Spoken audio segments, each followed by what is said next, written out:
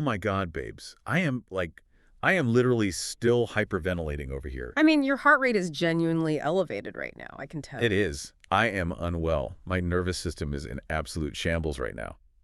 We all just witnessed a geopolitical shift. A shift. We witnessed the sheer, unadulterated trauma of seeing a headless Otto Hightower, like bleeding, literally gushing blood, all over the steps of the Iron Throne. I will admit the custodial implications for the Red Keep are going to be a nightmare. A nightmare. I cannot unsee it, babes. The messy swings, the blood tracking up the stairs, that horrifying, crunching sound. The sound design was highly visceral, yes. I am permanently scarred. Yeah. My therapist is going to hear all about it this week for sure. While it was objectively, well, a rather gruesome spectacle, we have to look past the gore for a second here. Look past the gore. The gore was the whole point. Yes, but tactically, it was the ultimate political checkmate.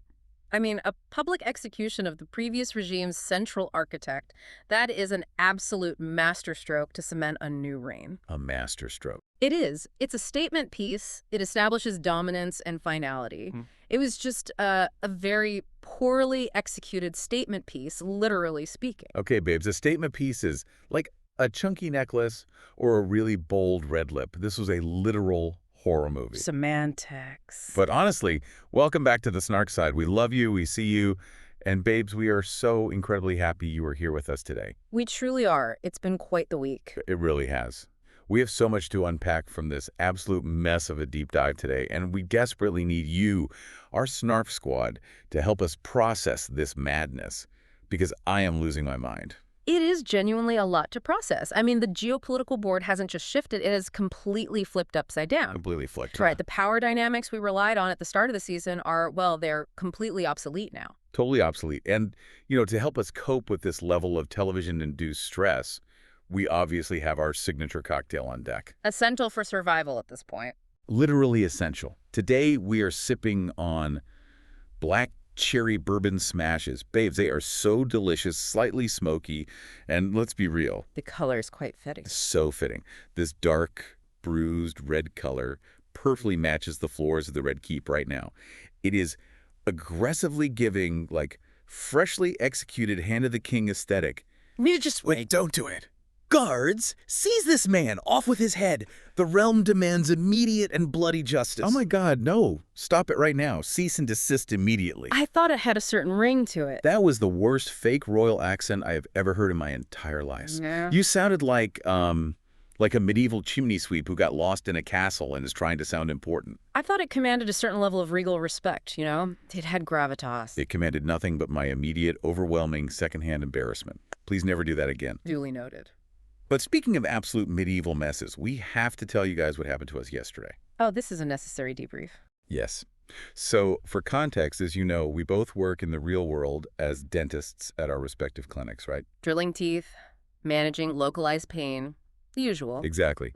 We spent 8 consecutive hours staring into people's mouths, filling cavities, doing the daily, sterile, fluorescent-lit grind. We were mentally and physically exhausted. Beyond exhausted. So, to unwind and escape reality, we decided to do something completely unhinged and random. Highly uncharacteristic for us. So uncharacteristic. We went to a massive local medieval festival. Which, for the record, was a massive departure from our usual Friday night routine.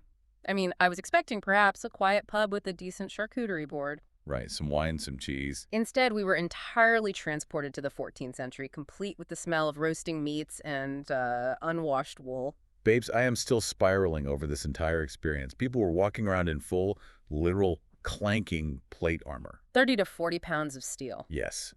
And they were acting like it was totally normal, like this was casual grocery shopping attire. The commitment was staggering. There was a man in chainmail eating a powdered funnel cake while checking his iPhone. Yeah.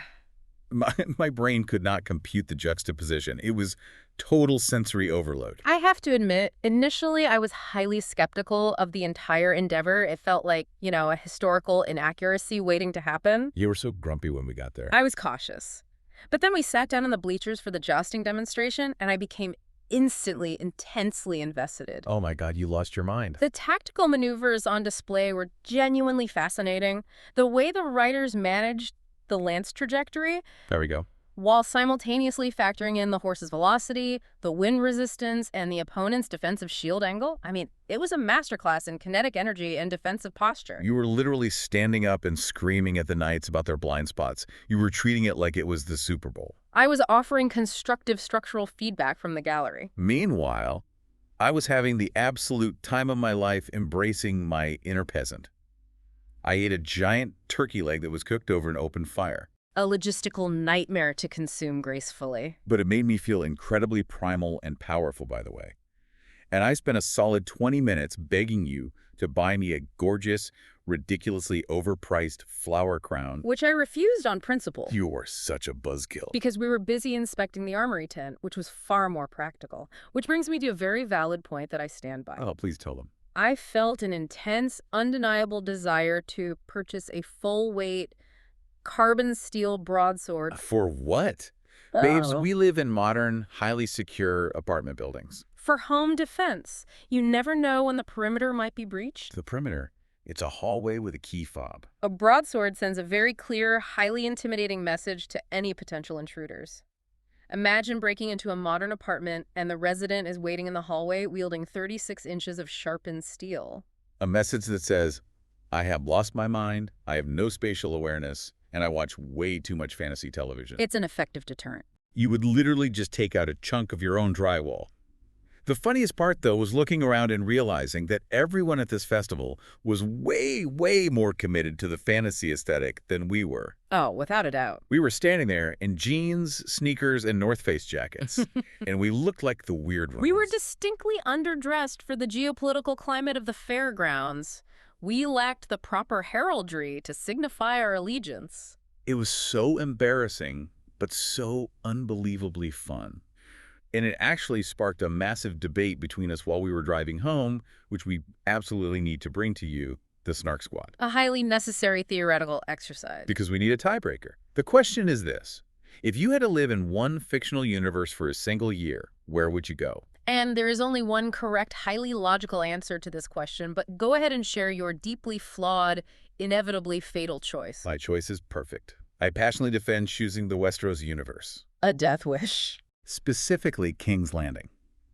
Pre-war, obviously, during the height of King Viserys' reign. I want the gossip, I want the political drama, and most importantly, babes, I want the gowns. The gowns will not save you from dysentery? The velvet, the gold embroidery, the sweeping capes. I would thrive in the Red Keep's gardens, sipping Dornish wine and finding out exactly who is secretly hooking up with the King's Guard in the White Sword Tower. You're a romanticizing of brutal feudal system. It's the ultimate reality show, but with exponentially better clothes and higher stakes. It is the ultimate reality show where the elimination round results in your actual physical death. So dramatic. I ruthlessly roasted this choice in the car yesterday, and I will do it again right now for the audience. You would not survive the gossip. I would too. You wouldn't even make it to the political scheming. You would be taken out by a minor, highly preventable medieval plague within 48 hours because their concept of sanitation is tossing buckets out a window. Okay, rude. I have a great immune system. Or, more likely, you'd be casual collateral damage from a dragon having a temper tantrum. You'd be standing there admiring your velvet gown right as Vhagar decides to sneeze fire on your courtyard. I would just stay indoors when the dragons are out. It's called checking the weather app, but for dragons. They don't have apps. Whatever. But what was your incredibly boring, sterile choice? Star Trek, where everyone wears matching polyester pajamas and goes to endless meetings in space. It's called a post-scarcity utopian society. It's called a snooze fest. You have replicators for unlimited, perfectly synthesized food, advanced medical care that cures those aforementioned plagues in seconds, and holodecks for infinite, perfectly safe entertainment. So boring. It is secure, hygienic, highly logical, and completely devoid of arbitrary feudal violence. And completely devoid of snark, high fashion, and fabulous evening wear. I need drama to survive, not logic. Logic dictates survival. But fine. The festival also inspired a second, highly necessary debate. Let's talk about the logistics of dragons. If we actually had dragons, babes, what would we realistically do with them? I have thought about this extensively, actually mapping out the airspace requirements and caloric needs. I know you have, because you ruin all the fun with logistics. For me, I want a pink dragon. Pink. A gorgeous, shimmering rose gold pink dragon with iridescent scales, and I would name her Princess Sparklefire. That is undeniably the least intimidating name in the entire history of aerial warfare. It strikes fear into absolutely no one. She doesn't need to be intimidating. She needs to be fabulous and aesthetically pleasing, and she would have a total moody diva personality. Excellent, an unpredictable apex predator. Like absolute prime Mariah Carey energy. She would absolutely refuse to listen to my commands unless she was properly bribed with prime cuts of Wagyu beef. Do you know how much Wagyu a dragon would consume daily? And if it was raining, she would simply refuse to fly. She'd just huff strawberry-scented smoke and go back to sleep in her gold-lined cavern. So you've selected a massive, uncontrollable fire-breathing liability that consumes half your annual income in premium beef. Excellent, highly strategic choice. She's an icon. What about yours? My dragon, on the other hand, would be sleek, matte black, and highly tactical. No reflective surfaces. Oh, so edgy. I wouldn't give it a ridiculous name. It would have a military call sign, something like Obsidian Actual. Obsidian Actual. You are such a nerd. It would operate precisely like a stealth bomber.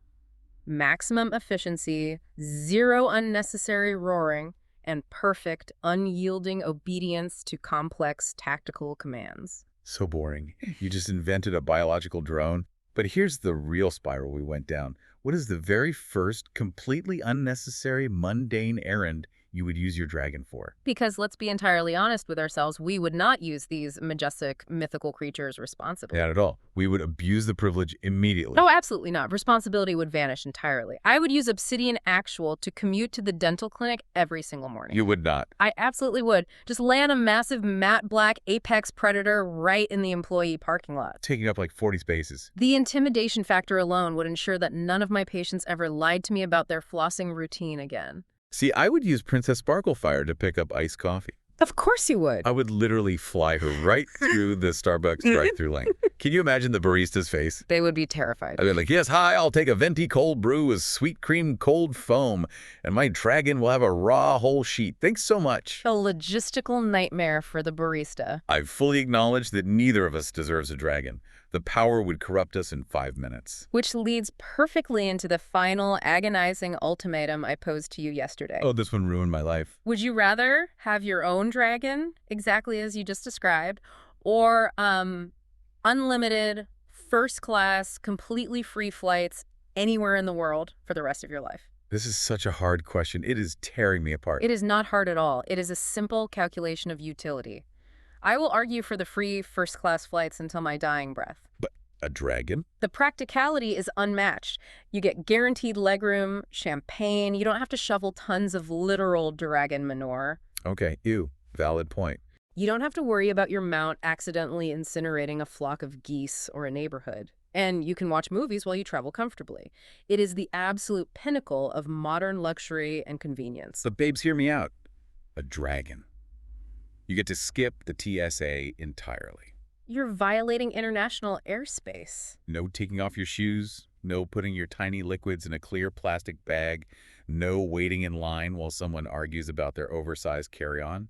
You just hop on the saddle and go. Assuming the weather permits, since Princess Sparklefire hates the rain. Plus, the sheer unadulterated joy of causing massive traffic jams as you fly over the highway, looking down at everyone stuck in their boring sedans while you and your dragon soar majestically through the clouds.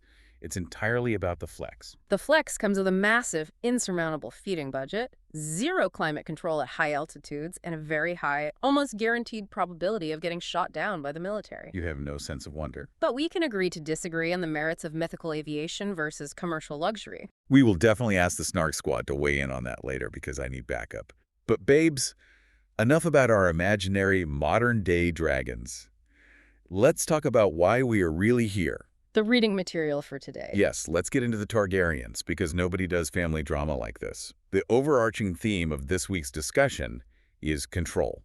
Specifically, the absolute illusion of control. Every character in this story thinks they are the master of the board, but they're all just being played by pride, trauma, and terrible communication. We are breaking down Season 3, Episode 2, and the mess is truly monumental. The mess is giving me hives. It is a textbook study in the rapid, unavoidable deterioration of geopolitical stability following a major conflict. When the rules of engagement are broken, chaos rushes in to fill the vacuum. So true. We need to start with the immediate aftermath of the Battle of the Gullet. The mourning, the mess, and the monarch. Yes. Let's set the vibe, because the cinematography here was breathtaking. The opening shot of this episode is haunting. It really is. It's completely, entirely dialogue-free. The camera's looking up from deep underwater. You see corpses, dozens of them just floating. Suspended in the cold current. Tangled in shipwreckage. And the only light in the scene is the orange glow of dragon fire, illuminating the surface of the water from above. It is a stark, deeply unsettling visual reminder of the human cost of these dynastic squabbles. It's so heavy. This show frequently uses these silent aftermath scenes, we saw it with the burning mill and the Red Fork, to strip away the supposed glory of war. Because there is no glory. Exactly. It's not glorious. It's just cold water, suffocating darkness, and dead bodies. The muffled audio beneath the waves really forces you, the viewer, to focus on the sheer scale of the slaughter rather than the adrenaline of the fight. It grounds the fantasy in a very grim reality. It was so incredibly heavy. And then the scene shifts, and Bella returns to Dragonstone. And tough landing. She links Moondancer on the cliffs, and she is bringing Jace's body back. Babes, I got so emotional during this entire sequence. It was undeniably tragic. Rhaenyra is standing in her war room by the painted table, probably strategizing, assuming they won the day because the blockade was broken. And then she sees him. The visual shift is jarring. He sees her eldest boy, gray and lifeless, being carried in on a stretcher. The transition from the high-stakes adrenaline of command to the total paralysis of grief is incredibly sharp here. It's devastating. It demonstrates the agonizing duality of Rhaenyra's position. Yeah. She is trying to be a sovereign and untouchable queen managing a continental war, but at that moment she is completely broken down into nothing but a mother. And Emma Darcy's acting in this scene is just, it's a masterclass in raw emotion. Profoundly moving. Rhaenyra falls to her knees beside the stretcher, and she doesn't just cry, she gets angry. She gets violently angry. A very natural progression of trauma. She starts physically shaking Jace's corpse. She hits his chest, she grabs his armor, and she yells, "What have you done?" right into his face, as if he could just sit up, clear his throat, and apologize to her. It was very visceral. It was so raw. I was thinking about this, and it's exactly like when you see a toddler run out into a busy street and the parent manages to grab them just in time and immediately starts screaming at them. Interesting analogy. They aren't screaming because they hate the kid or because they're mean.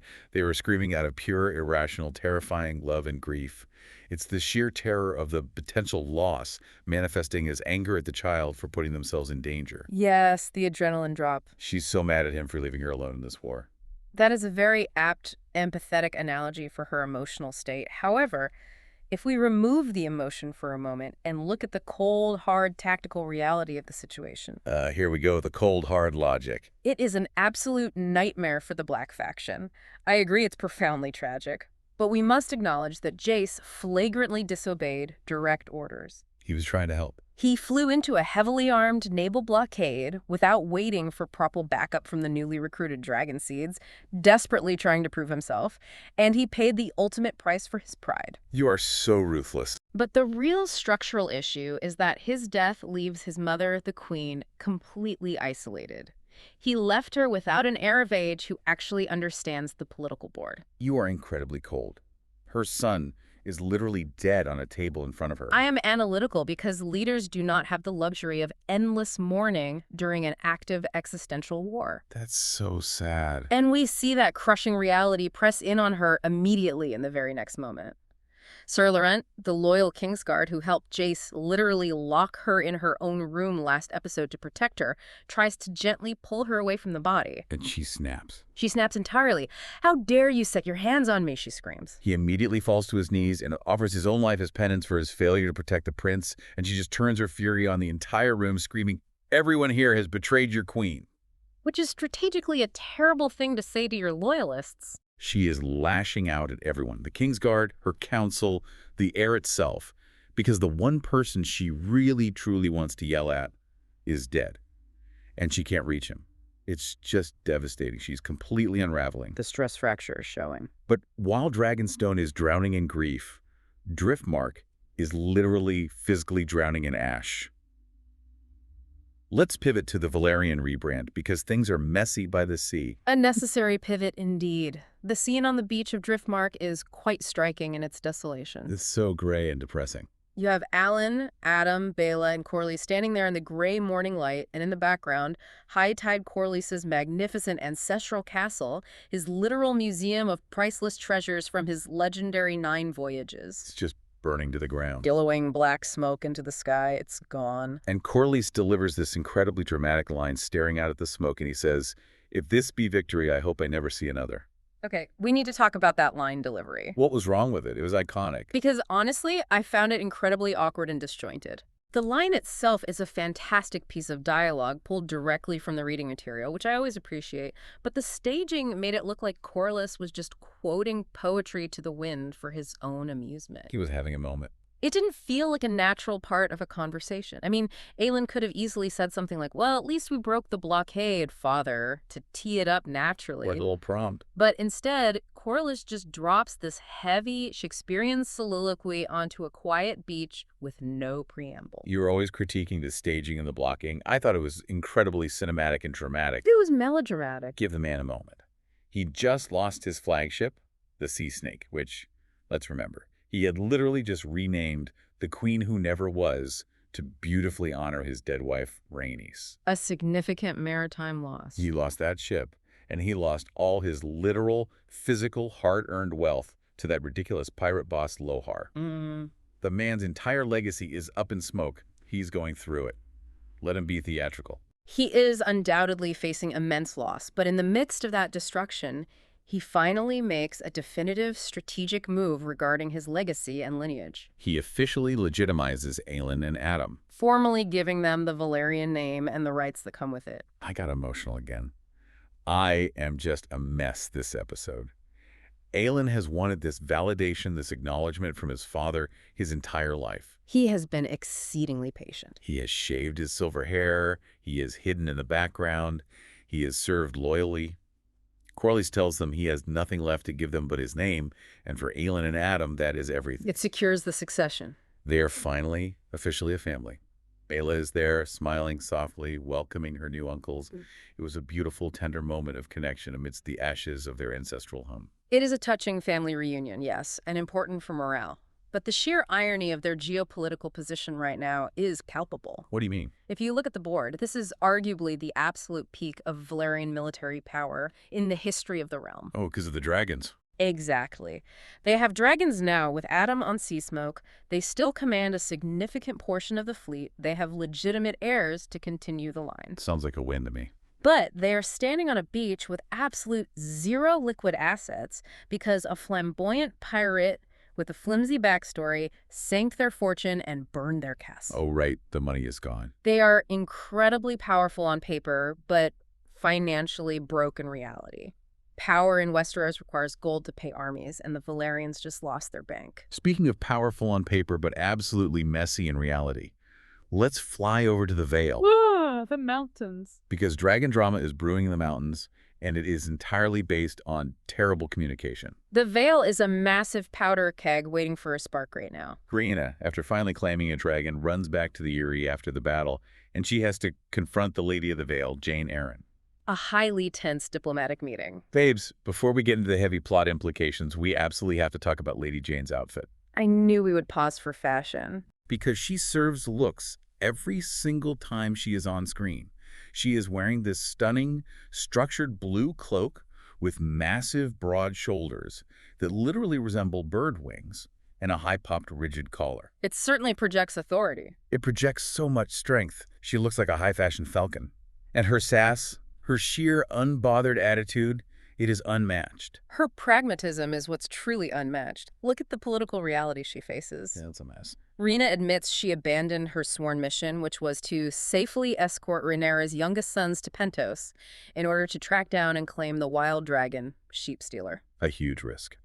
Rhaenyra essentially begs for asylum because she knows she has committed a massive dereliction of duty and is in deep trouble with her queen and her father. And Lady Jane is just not having it. She completely refuses to grant her formal asylum, but she delivers this incredible, iconic line. Quote, "The Vale is vast." Yes, She says, "The veil is vast. I cannot stop a dragon from abiding where it pleases. Do not wish to see you again." A masterful evasion of responsibility. It's the ultimate, I am legally not helping you, but I am absolutely not kicking out your weapon of mass destruction either. She is so smart. Highly intelligent. She wants the dragon's protection for her lands without the political liability of actively harboring a treasonous, disobedient princess. Exactly. It is a brilliant display of plausible deniability. But if we connect this localized drama in the Vale to the bigger continental picture, it highlights a massive, incredibly dangerous miscommunication happening in the Black faction. Oh, this is the worst part. Think about the flow of information. Rhaenyra was told by survivors that a wild dragon, sheep stealer, mysteriously appeared at the Battle of the Gullet and distracted Jace, ultimately leading to his death. Right, because of the timing. But no one saw the rider's face in the chaos. Rhaenyra immediately assumes, out of paranoia, that the Greens have somehow managed to claim a wild dragon and turn it against them. So Rhaenyra, in her grief and rage, tells Daemon to hunt down this rogue dragon and its unknown rider. Precisely. And this is where the dramatic irony becomes unbearably thick. It's sickening. Daemon has unknowingly just agreed to hunt down and potentially execute his own daughter. It perfectly illustrates how poor intelligence and emotional reactions can lead to friendly fire in wartime. The consequences of Rhaenyra's monkey's paw wish to finally get a dragon are spiraling entirely out of control. She wanted power, she got her dragon, but in doing so, she might literally get herself killed by her own father, who thinks she is an enemy combatant. It's so messy. I am terrified for her. But let's leave the cold mountains of the Vale and hit the road. Time for a carriage ride. We need to talk about the road trip from Hell with King Aegon and Larys Strong. They are currently stuffed in a dark, foul-smelling raven cart, fleeing the capital of King's Landing, desperately trying to avoid capture by Rhaenyra's advancing dragon-backed forces. And they get ambushed on the road? A vulnerability of ground transport. By remnants of the Triarchy fleet, who are scattering after the sea battle. You can instantly tell they are Triarchy by the dyed blue hair and beards. A very distinct aesthetic choice. And babes, I have a really dark confession to make. Oh no, what is it? Please tell me you aren't sympathizing with the war criminals again. I am shockingly, horrifyingly starting to actually like Aegon. I know. I hate myself for it. I need you to explain this massive lapse in moral judgment immediately. I know he's terrible. I know his history. But in this specific scene, he actually has a character glow-up. A glow-up is a strong term for a man covered in burns. When the cart is attacked, he doesn't just sit there and whine, expecting someone else to save him. He doesn't cower. He actually fights back. Desperation. He drags his broken, burned body up, grabs a broken arrow shaft from a dead body, and uses it to literally stab an attacker in the neck. It was a surprisingly effective, improvised weapon. It's the very first time we've seen him show actual, gritty, desperate survival instincts instead of just relying on his Kingsguard to baby him. I will concede that his forced detox from the milk of the poppy is finally clearing his head. He is no longer sedated, and he is showing a base, primal level of survival instinct. Exactly. He's waking up. When cornered, even a wounded animal bites. But we cannot mistake survival instinct for competence. His strategic decision-making remains highly questionable, bordering on delusional. Well, yeah, he's still Aegon. After they successfully escape the ambush, Larys dictates the plan. They need to go to Duskendale to buy quiet passage on a ship to Essos. That makes sense. That is the smart, logical, historically proven move when you are an ousted monarch. You escape the continent entirely, gather foreign support, and wait for your enemies to turn on each other. But Aegon completely refuses. He stubbornly insists on going to Rook's Rest instead. Defying basic logic. He acts exactly like a terrible passenger in a car, refusing to let Larys look at the GPS or ask for directions. Turn here.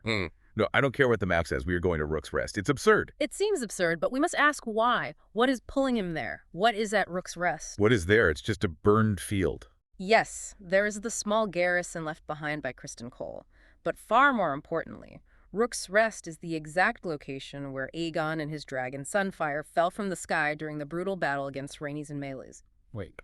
Aegon was told by his council that Sunfire was long in the dying, severely crippled and immobile, but we, the audience, and Aegon never saw a body.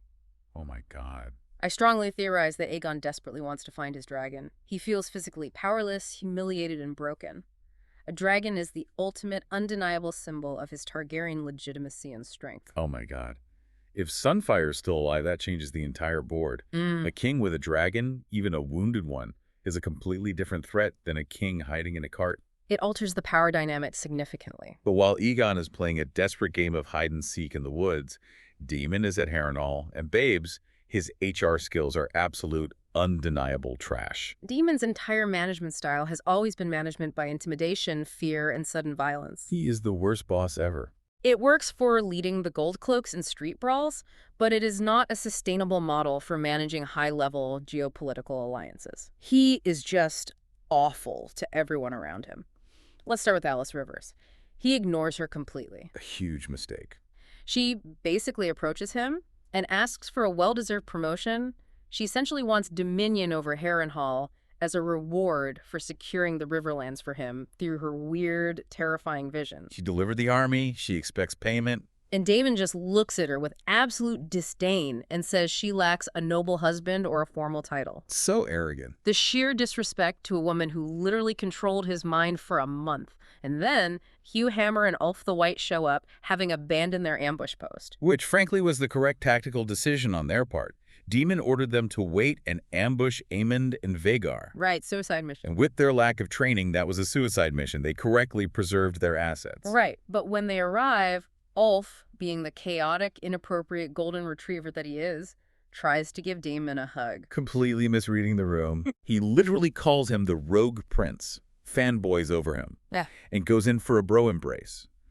And Daemon physically slaps him across the face. A major unforced error. He smacks a man who currently controls a massive, fire-breathing dragon. It is an appalling, staggering lack of foresight. Daemon is failing to understand the new paradigm. He is dealing with bastards who, by a twist of fate, now possess nuclear weapons. You don't slap the guy with the nuke. You do not alienate people with nuclear weapons. You flatter them, you bribe them, you integrate them into your power structure to ensure their loyalty. Obviously. Ulf is already showing signs of extreme greed, boldly asking for a castle just last episode. Daemon's physical assault and his utter classist disdain are actively, aggressively pushing the Dragon Seeds away from the Black faction. He is literally laying the groundwork for his own downfall because of his ego. But Daemon abruptly leaves for Dragonstone, which is incredibly lucky for him. Exceedingly fortunate timing. Because guess who lands at Harrenhal about 5 minutes after Daemon flies away? Aemond and the absolute unit that is Vhagar. Aemon arrives at Harrenhal expecting a glorious, fiery duel with his legendary uncle. He wants to prove he is the ultimate Targaryen warrior. He wants his anime protagonist moment. Instead, he finds an empty, muddy courtyard and a quiet dining hall. And babes, this is where I had a full, actual, tear-producing meltdown. I knew this would upset you. Aemond bursts into the dining hall, and sitting there all alone is Ser Simon Strong. Or Simon. Sweet, gentle, anxiety-ridden Ser Simon Strong, who just wanted to eat his roasted pheasant in peace and wipe his mouth with his little linen napkin. Simon Strong was a genuinely delightful presence in the narrative, bringing much-needed levity and humanity to the oppressive gloom of the Harrenhal storyline. He was an absolute angel. And Aemond, looking like a total psychopath, demands he draw his sword. A grossly uneven match. Simon, bless his heart, tries to diplomatically talk his way out of it, saying, "Surely there is some other way you might find satisfaction, my prince." But Aemond just doesn't care. He is out for blood. He needed to unleash his frustration. He takes off his helmet. He's dual-wielding Blackfire, Aegon the Conqueror's legendary sword, and the Valyrian steel dagger, and he just slaughters poor Simon. Kind of excessive. And then he doesn't stop there. He goes through the castle and slaughters all of Simon's innocent grandsons. The entire remaining male line of House Strong is just violently wiped out in a dining room skirmish. It is a brutal, stomach-turning display of unchecked hubris. Aemond genuinely believes he is untouchable, a god among men. He's so awful. He literally removed his helmet in hostile, unsecure territory purely to flex his physical superiority over an elderly man. But this raises an immensely important question about the practical consequences of arrogance. Because what happens the very next moment? The universe balances the scales. Instant karma. That's what happens. And I was here for it. Yeah. While Aemond is being an arrogant, blood-soaked sociopath, one of Simon's random grandsons, That'll be the youngest one? who probably barely knows how to hold a sword properly, manages to sneak up and stab Aemond right in the lower back. It is a brilliant, necessary subversion of fantasy expectations. We are conditioned to believe the badass warrior always wins. Right. The ply armor. But here, the greatest warrior of the Green faction, rider of the largest dragon in the world, wielding the Conqueror's sword, is abruptly felled by a desperate, panic strike from a minor noble with a standard-issue blade. It was so satisfying. It emphatically proves that armor, spatial awareness, and caution exist for a reason. Real combat is chaotic and unpredictable. I cackled. I literally cheered at my television. Iman collapses to the stone floor, bleeding out, completely helpless, and he walks out of the shadows into the room. The true master of Harrenhal. Yellis Rivers. She stands over him looking like an absolute mystical boss, perfectly calm, while this terrifying, arrogant prince desperately begs for her help to stop the bleeding. The power dynamic in that room shifted instantly. Yellis Rivers now possesses the ultimate leverage. She has all the cards. We must remember her motivation. She explicitly wanted dominion over Harrenhal, and Daemon flatly refused her. Now, by sheer opportunity, she has the Green faction's most valuable military asset bleeding out at her feet. He's desperate. She holds his life in her hands. She can heal him, let him die, or, most likely, completely manipulate him. The psychological warfare she is about to unleash on Aemond, a young man desperate for validation and control, will be utterly fascinating to study. She is going to completely break his brain, and I am seated for the entire performance. It will be clinical. But meanwhile, back in King's Landing, Alicent is having the worst, most stressful day of her entire life. Alicent is attempting an incredibly dangerous, high-wire act of high treason. She is sweating through her dresses. She is desperately trying to fulfill the secret promise she made to Rhaenyra to surrender the city gates without bloodshed, while completely surrounded by her enemies. She is running around the Red Keep like a headless chicken. She's in what looks like a subterranean bathhouse, trying to secretly convince Luthor Largent, the massive head of the Gold Cloaks, to stand down when the time comes. A huge risk talking to him. And then she has to deal with Jasper Wilde, a.k.a. Ironrod. Babes, this scene made my blood boil to a dangerous degree. It was a stark, profoundly disturbing reminder of the inherent vulnerability of women in this patriarchal society, regardless of their royal status or political acumen. Ironrod confronts her alone in her private chambers. He has pieced together that she's up to something treasonous. He sensed weakness. And instead of acting like a master of laws, instead of arresting her or calling the guards or questioning her officially, he attempts to sexually assault her. Heinous behavior. He physically chases her, pins her hands against the heavy oak table, and aggressively tells her to plead with him. It was absolutely disgusting. While horrific, it is entirely logically consistent with his established misogyny and the power structures of Westeros. How so? If we dive into the lore for context, Jasper Wilde has had 4 wives, one of whom reportedly died from the physical exhaustion of his constant attentions. And he has fathered an astounding 29 children.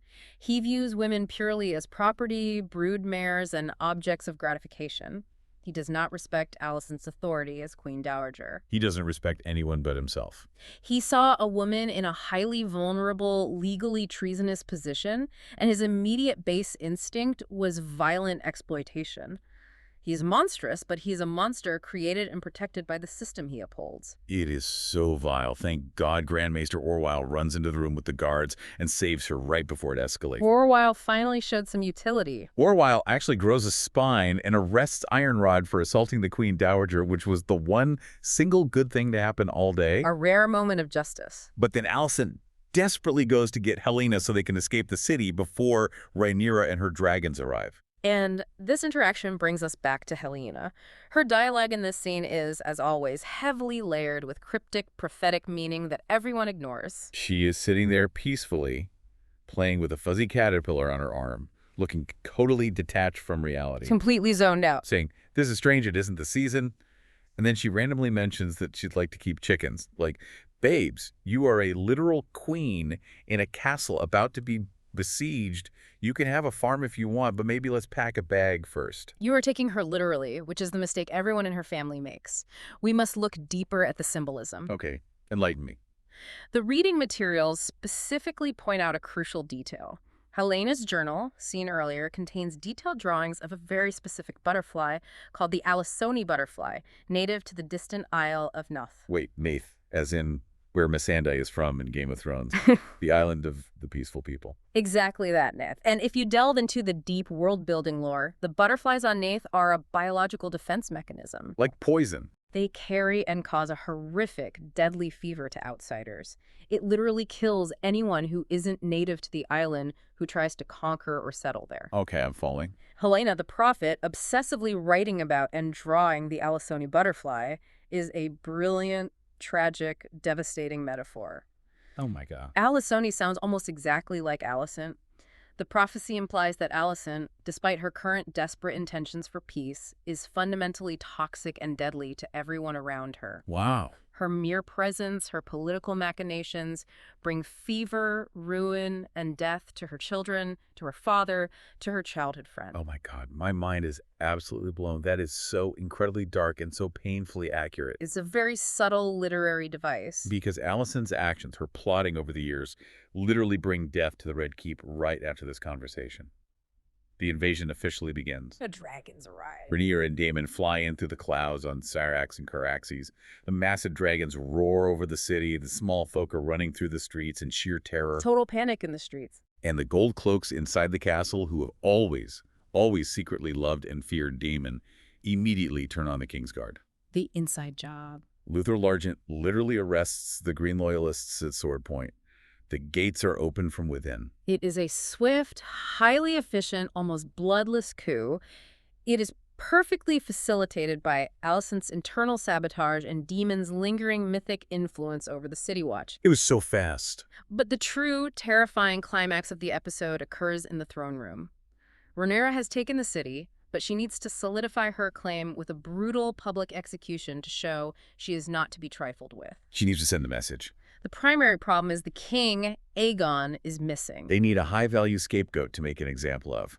And the jailers drag up a gift from Larys Strong from the black cells beneath the castle. A grim present. Babes, I screamed out loud. It's Otto Hightower. He's been secretly locked in a dungeon this entire season while we thought he was traveling to Old Town. It perfectly illustrates Larys Strong as a master of hedging his bets. He is so sneaky. Yeah. He kept Otto secretly imprisoned as a contingency plan, a high-value bargaining chip, to immediately offer Rhaenyra to buy his own life if King's Landing fell.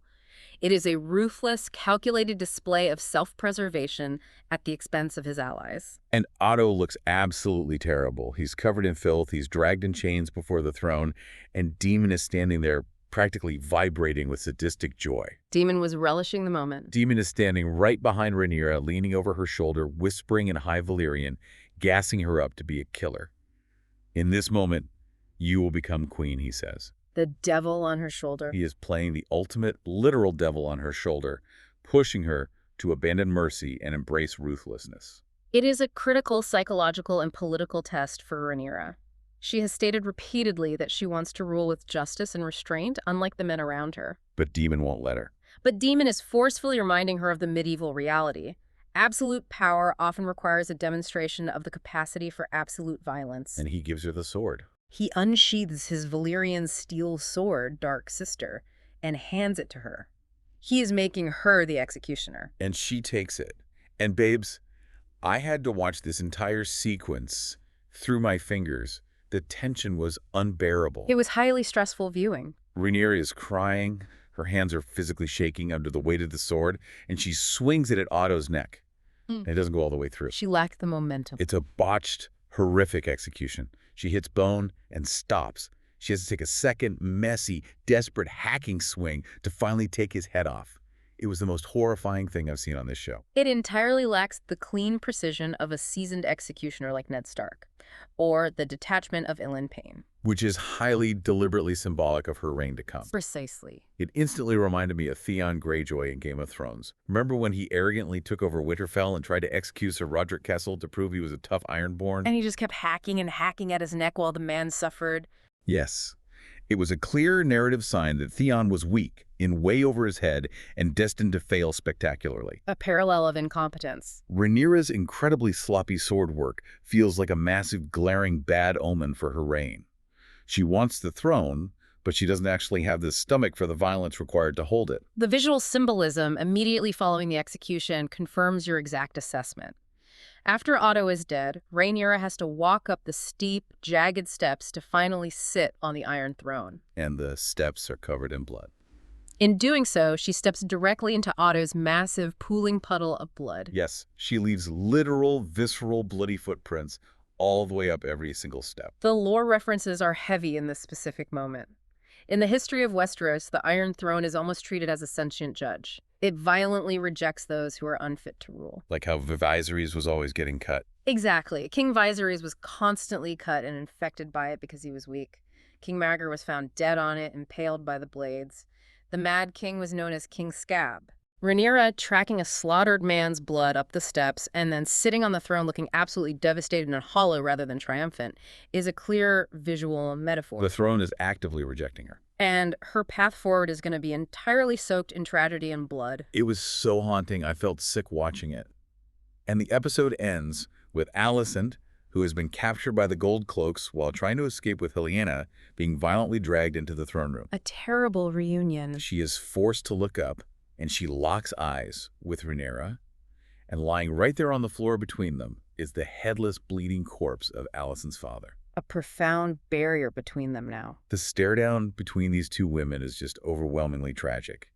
The childhood friendship is officially permanently dead and buried. There is absolutely no coming back from patricide, regardless of the valid political justifications Rhaenyra might hold. It's just over. The emotional bridge is burned. The board is now set for a much darker, much more intimate phase of this continental war. Which brings us perfectly to our very first segment of the deep dive. Segment 1, the Iron Throne Power Rankings. The premise here is analytical and straightforward.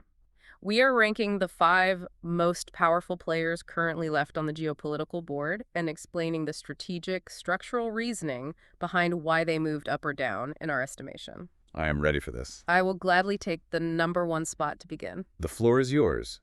Impress me with your logic. Number 1 is, without a doubt, Rhaenyra Targaryen. Wait, I violently disagree, but I will let you explain your logic first before I tear it apart. My logic is based on basic math, geography, and hard power. She now physically occupies the Iron Throne and the Red Keep.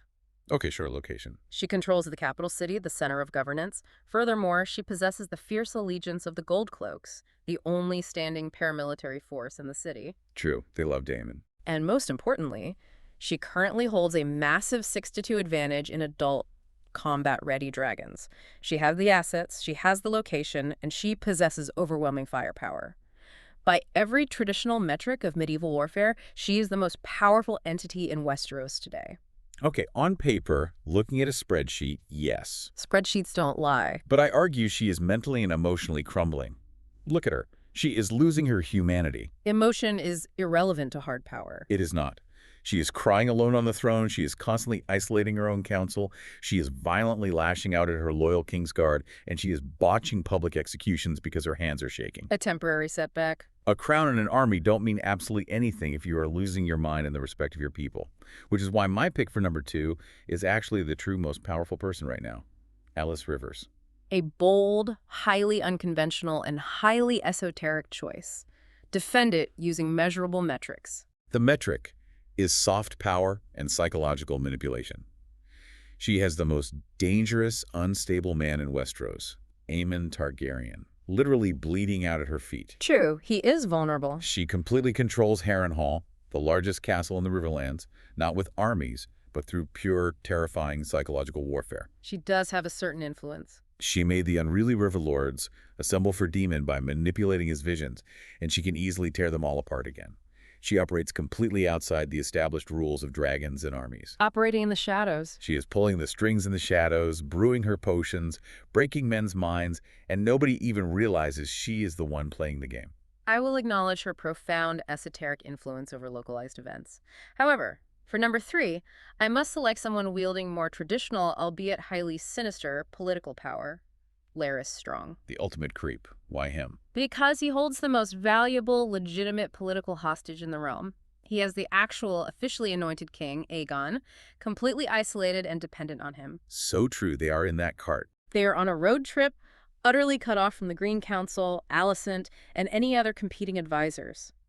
Larys is dictating the king's movements, filtering his reality, and positioning himself as the only trusted confidant. He is a total manipulator. Control the physical body of the king, control the claim to the throne. It is classic shadow governance. That is terrifyingly accurate. Yeah. He is basically Aegon's evil guide dog right now. Okay. My pick for number 4 is Daemon Targaryen, because despite all his terrible decisions, the man is currently thriving. He is a massive, uncontrollable liability to his own faction. He is a total menace, and he absolutely loves it. Look at what he achieved this episode. He finally got what he always wanted. To shed blood. He got to swagger into the Red Keep. He got to kill people without consequence. He got to aggressively flex his control over the Gold Cloaks, and he finally successfully bullied his wife onto the Iron Throne. Was a very forceful suggestion. He is playing the ultimate devil on her shoulder, and the worst part is, she is actually listening to him now. He is the puppet master of her very worst, most violent instincts. A fair, if chilling, assessment of his toxic influence over the sovereign. To round out the top 5, I will nominate Lady Jane Eyre, the Maiden of the Vale. The fashion icon of the mountains. I love her. Yes, her wardrobe is notable, but strategically she is in a highly enviable, heavily fortified position. The Eyrie is impossible to attack. She is completely safe within the impenetrable vertical walls of the Eyrie. She has brilliantly maintained a degree of plausible neutrality, avoiding any heavy casualties for her own armies in the war so far. And now she has a dragon.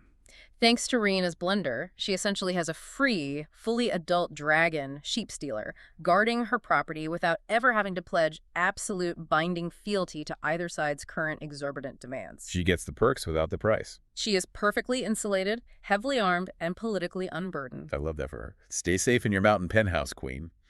All right, babes, moving right along to segment 2, dragon or drama. The premise here is analytical.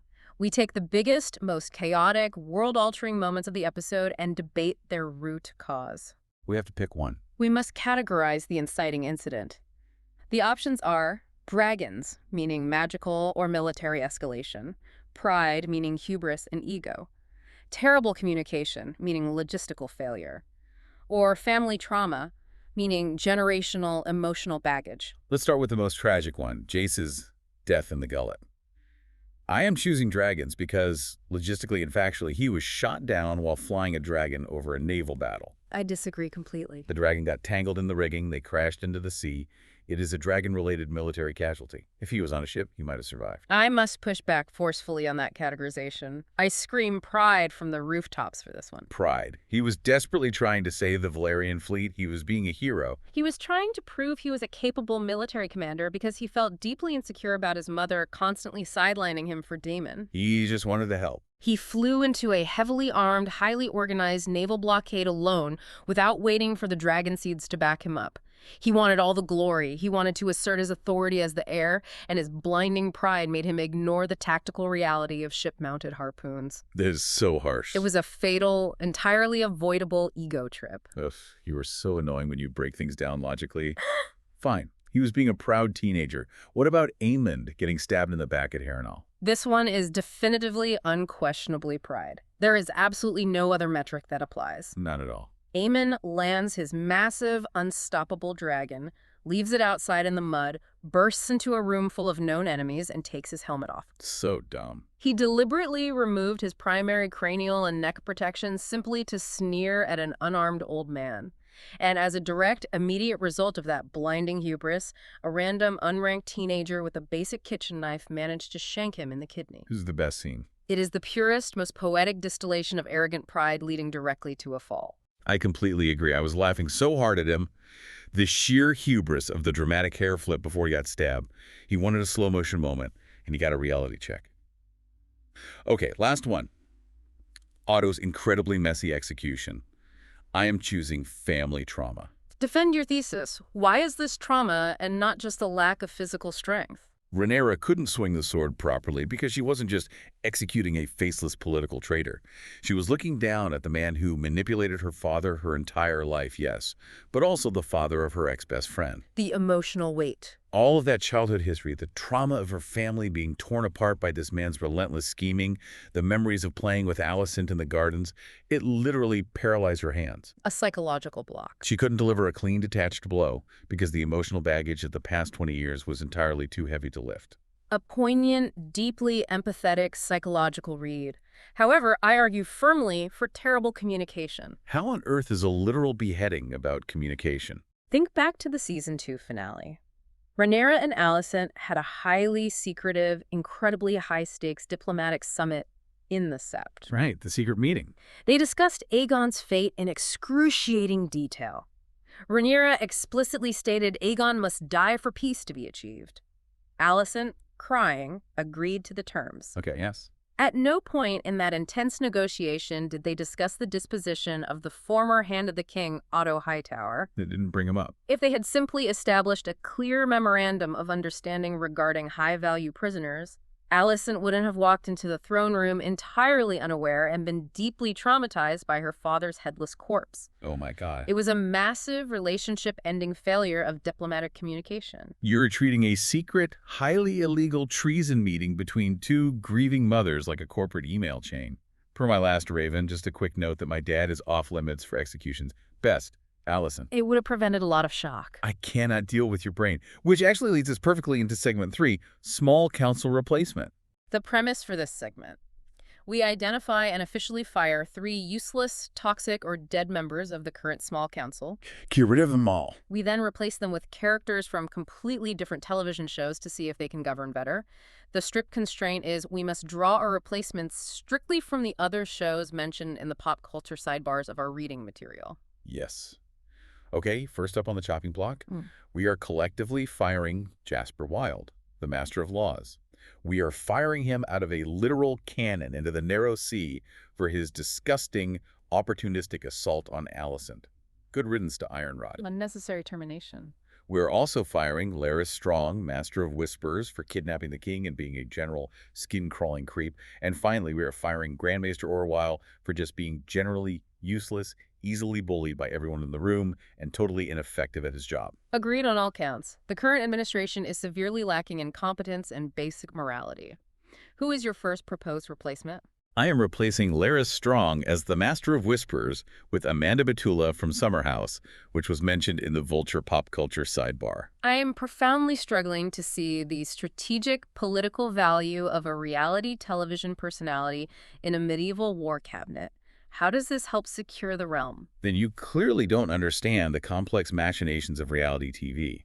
Reality stars know literally everyone's secrets. They're professional gossips. But can they manage a spy network? They hold incredible, multi-season grudges over the smallest slights. They know exactly when, where, and how to drop a devastating piece of information to cause maximum emotional damage at a crowded dinner party. I suppose that is a form of information warfare. Amanda would have spies in every single tavern in Flea Bottom. She would know exactly who was betraying who before they even do it, and she would outgossip Larys Strong before breakfast. Plus, she'd make the dreary small council meetings way more aesthetic with some floral arrangements. I remain highly skeptical of her ability to manage counterintelligence against Varys-level threats, but I will present a much more formidable, historically sound replacement. Let's hear it. I am replacing Jasper Wilde as Master of Laws with Cersei Lannister from Game of Thrones. Oh my God, the ultimate terrifying crossover. Yeah. Westeros would never survive. Exactly. Consider the political reality. Cersei would never, ever let a man like Jasper Wilde speak to her the way he spoke to Alicent. Oh, he would be dead immediately. If Ironrod tried that level of disrespect with Cersei, he would be immediately given to Sir Robert Strong for live target practice in the courtyard. Just ripped to pieces. Cersei would aggressively rewrite the laws of Westeros to consolidate absolute, unquestioned power around herself, and she would rule King's Landing with an iron, wine-soaked fist. The crime rate would drop simply out of sheer paralyzing terror of what she would do to offenders. She would have Daemon Targaryen shaking in his boots. Okay, for our third and final replacement, taking over for Orwyle, or really stepping in as a desperately needed Master War and City Watch commander. We needed a strong deterrent. We collectively agreed on Garp from the anime One Piece, since the actor who plays Sir Rickard also plays Garp in the live action. A highly logical, purely militaristic choice. The Gold Cloaks are notoriously fickle, easily corrupted, and far too easily swayed by Daemon's chaotic charisma. They need discipline. What they desperately need is a commander who possesses anime-level, superhuman physical strength and a rigid, utterly unyielding sense of absolute justice. Can you imagine? Garp, standing on the battlements throwing massive iron cannonballs with his bare hands, would immediately, permanently deter any treasonous thoughts within the City Watch or from invading fleets. It would be epic. He would keep Daemon entirely in check through overwhelming physical deterrence. I just want to see Garp punch Vhagar square on the jaw. Is that too much to ask for my fantasy television? All right, babes, it's time for our final, highly speculative segment. Segment 4, Prophecy Time. The premise. We each share one prediction we are confident about based on current evidence, one wild conspiracy theory, one character we believe is in immediate mortal danger, and one theory that sounds insane but is entirely narratively possible. I'll start with my confident prediction. Babes, Alicent Hightower is going to absolutely fundamentally snap. Elaborate on the psychological breaking point. She has spent this entire episode and the bitter end of last season desperately trying to be the peacemaker. She swallowed her immense pride. She literally sold out her own sons to Rhaenyra to try and save her daughter Helaena. She made massive concessions. And she just wanted to find a quiet life away from the court. But walking into that throne room, seeing her father's headless body bleeding on the floor while Rhaenyra sits there, that's going to instantly erase all the peace and love she tried to broker. It is a point of no return. You saw her face at the end. The friendship is dead. The hope is dead. The guilt of indirectly causing her father's death is going to completely consume her, and she is going to seek absolute scorched earth revenge against Rhaenyra. A very sound psychological projection. The suppression of her agency will inevitably lead to an explosive reaction. My wild conspiracy theory involves our resident mystic, Elise Rivers. Ooh, I absolutely love a creepy, witchy theory. Lay it on me. The reading materials heavily debate her true age, noting she claims to have lived at Harrenhal all her long life.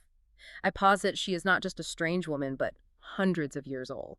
Like immortal. Potentially an immortal bastard of an ancient strong, or even a forest witch deeply tied to the magic of the weirwood trees.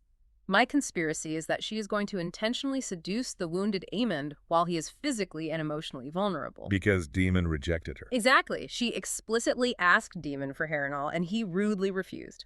Aemond, however, is young, angry, and highly pliable right now. He needs a mom figure. She will seduce him, secure a magical pregnancy, and use that child, a Targaryen-strong heir with dragon blood, to legitimately claim Harrenhal for herself, playing a centuries-long game of dynastic manipulation while the royals destroy each other. That is so deeply twisted and so perfectly on brand for this show. Aemond thinks he's the apex predator, but he is going to get absolutely played by a river witch. Okay, my pick for the character in most danger is Ulf the White. An assessment based purely on his lack of courtly decorum. Based on his sheer blinding stupidity. He has a dragon now, yes, but he completely disrespected Daemon by trying to touch him like a buddy. A grave error in judgment. Daemon physically assaulted him for it. Ulf is intensely greedy. He wants a castle, he wants wealth, he wants respect he hasn't earned, and he is constantly hanging out in common taverns bragging about his power. He is painting a target on his own back. Daemon does not tolerate disrespect, and Rhaenyra does not tolerate treason. Ulf is going to overplay his hand, demand too much, cross the wrong, highly volatile Targaryen, and get himself instantly roasted. A highly probable, almost inevitable outcome. Class mobility in Westeros is rarely achieved without severe consequences. For my insane but possible theory, we return to the king's pathetic road trip. The Raven Cart. I theorize that the dragon Sunfire is actually still alive. No way. Aegon's dragon. We saw him crash in a literal ball of fire. Think about the tactical narrative and character motivation. Why does Aegon specifically demand to go to Rook's Rest, completely ignoring Larys's highly logical, safe plan to flee to Essos? Because he's stubborn. No, Targaryens share a profound, almost magical bond with their mounts. He survived the fire, despite the odds. Perhaps the dragon did as well. The beast was reported as long in the dying, not confirmed dead by anyone reliable. Oh my god, you think he knows? I believe Aegon is heading there to desperately reunite with the crippled, suffering Sunfire, and together they will slowly heal in secret and plot a devastating return to power. A grounded dragon is still a formidable, terrifying weapon. Oh my god, if a half-dead, burned Aegon and a half-dead, mangled Sunfire come limping back into King's Landing to claim the throne, I will physically scream. This show is taking years off my life, and I am loving every single second of the stress. It is a masterful study in the horrific consequences of unchecked ambition and the total illusion of control. Everyone thinks they are moving the pieces, but the board is playing them. The board always wins. The variables are entirely unpredictable at this stage of the conflict. Which is exactly why we need you, the Snark Squad, to help us sort it all out. We are turning the conversation over to you. Hit us up in the comments or slide into our DMs with your detailed answers to these 3 things. We need your data.